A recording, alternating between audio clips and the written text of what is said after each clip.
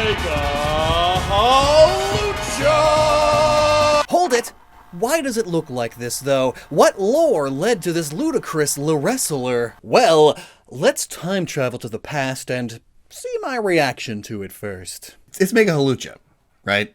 There's no way they're gonna do Mega Machamp. I should be freaking Mega Incineroar. This is like when they announced Incineroar for Smash Bros. He looks weird. Little Watson. A jump. Oh no. A punch. Ouch. Detect, I think. And the drop kick. The flying press. Oof, ouch, my bones. Come on, Eagle Warrior. Let's do Eagle Warrior. And then he's gonna train real good, and then learn how to Mega Evolve, and be like an Eagle Warrior champion wrestler, luchador. True underdog story. Why didn't we start with this? Mom! Ooh. A little more on the wrestler side, less on the Eagle Warrior side. Angie. Ooh, with that mariachi trumpet in the background. Love this music. I know very little about the world of wrestling. Look at that walk. I'm a big tough guy with big huge muscles. Look at me. My muscles are too big for me to not look silly. It's just gonna be the same plot, but in a different video. Why? So remember when X and Y were new? Back then, the idea that every Pokemon really fit the theme of their first region wasn't quite set yet. There always were Pokemon that fit perfectly, but it wasn't all of them until Gen 7's Alola. So Hawlucha being a Hawk Luchador in a region based on France, yeah, it was weird, but it wasn't unheard of. Nobody batted an eye at the time. But since then, Pokemon has gotten a lot deeper into its Pokemon theming, which makes us all look back and wonder, why is a Luchador in France? Well, the answer is actually pretty interesting. We did a whole video about that a few years ago, so go watch that now, or after this one, since we're going to be focusing on Mega Hawlucha here. But to summarize what's most important in that video in only a sentence, this man was the first luchador. He invented the sport in Mexico 1863, specifically to help boost the morale of the citizens, kids especially. But the reason they needed a morale boost was all of the loss being caused and felt by the, at the time, ongoing French-Mexican War. And for a second sentence, because that was all one sentence, I guess, he based the rules for the sport off of Greco-Roman wrestling standards, so you could say it's a regional evolution of Greco-Roman wrestling. And Kalos does indeed have quite a few Greco-Roman inspired Pokemon and elements and such after all. But all that's to say, even though Mega Hawlucha is being introduced here in Lumio City, Paris, it's not adding any French attributes to Hawlucha's design at all. It's adding even more Mexican ones. Let's look at the general vibes Mega Hawlucha is giving off first. It definitely feels more powerful now. Extra big feathers for an extra big luchador show. While making their entrances, wrestlers of all sorts will wear especially flashy clothes, capes, hats, and robes, hats, and the like. And luchadors in particular love the capes and the big feather headdresses especially. You could almost simplify Mega Hawlucha's description to a luchador before the actual fight. Look, it's even got the big fancy decorative collared cape. And look, you can no longer see Mega Hawlucha's eyes, which isn't an uncommon luchador mask motif. A few of them completely cover the eyes, just for an extra layer of spice and mystery. It makes them much more sinister looking too. The world's biggest wrestling organization, the WWE, has been having more and more luchadors and luchador-like wrestlers appearing for matches as the years go by. I'd imagine that's due to changing demographics. And also, remember, plenty of Pokemon are based on real people. Kadabra, Empoleon, Obstagoon, Hitmonchan, Hitmonlee. So, might Mega Hawlucha be too?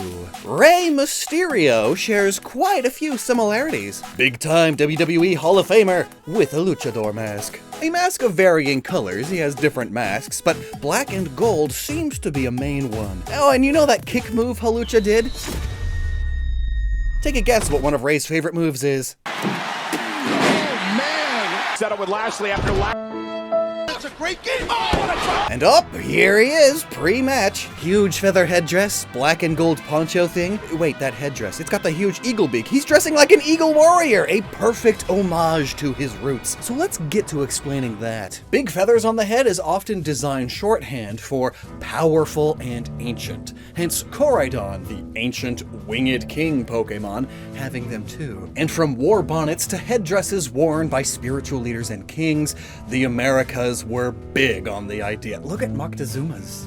It's so cool. Though, of course, one of the main reasons modern luchadors wear masks is to create and protect their larger-than-life personas, allowing them to separate their public and private lives, much like superheroes, yes. But also, you don't want to scare all of your kids' friends away when you drop them off at school because you play a villainous luchador. But there is a significantly deeper cultural connection here as well. Brightly colored and detailed masks were a key part of the culture of the Mayans and Aztecs. Masks were an important part of festivals, rituals, ceremonies, combat, sport, and for just hanging out. Put one on your doorframe. It protects your house now. Pictures of masks were a common way of depicting or invoking their gods on their temples and such, and they even used masks to explain the cycle of life, death, and rebirth. So you just know there's deep spiritual significance to them. While they most often were masks depicting humanoids, they did include animals in the mix too, which brings us to some of the most famous figures in Mesoamerican